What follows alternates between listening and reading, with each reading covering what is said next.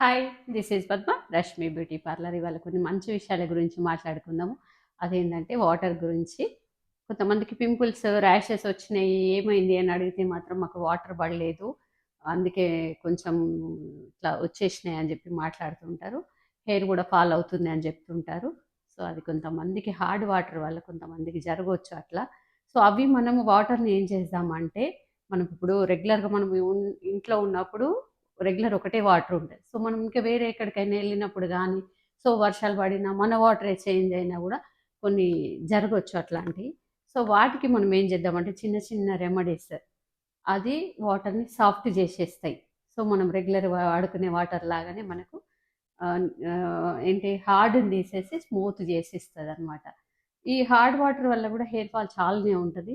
So, మనం మాట్లాడుకున్నాం ఆ విషయం గురించి. కొంచెం అన్ని హెర్బ్స్ అన్నీ యేసుకొని పోసుకోవాలని జెప్పేసి. మీకు ఒకవేళ అట్లాంటి హెర్బ్స్ గూడా దొరకలేదు అంటే, మీరు ఎక్కడికన్నా టూర్‌లో ఎళ్ళినప్పుడు గానీ, ఇంకెక్కడికన్నా బోయినప్పుడు మీకు అలాంటివి జరిగినాయి అనుకుంటే మాత్రం మినరల్ వాటర్ గూడా మీరు హెడ్ బాత్ అయిపోయిన తర్వాత ఆ వాటర్ తోటి మినరల్ వాటర్ గూడా యూజ్ జేసుకోవచ్చు. ఒక 1 లీటర్ మినరల్ వాటర్ ఉంటది గదా! తాగేది. దాని పైనుంచి పోసేసుకోండి. అది గూడా మనకు సేఫ్ దానివల్ల గూడా. సో, ఇవాళ ఏం చేద్దామంటే స్నానం చేసేటప్పుడు దాంట్లో కొంచెం సోడా, మనం తినే సోడా ఉంటది కదా! వంటలలో యేసుకునే సోడా. సో, అది ఒక హాఫ్ స్పూన్ మీరు వాటర్‌లో యేసుకొని నార్మల్ స్నానం జేసుకోవచ్చు. ఇంకొకటి యాపిల్ సైడర్ వెనిగర్ అదొకటి గూడా వేసుకోవచ్చు. మంచి వాటర్‌నంతా గూడా సాఫ్ట్ చేస్తది. ఇంకా ఓట్ మీల్ పౌడర్ గూడా.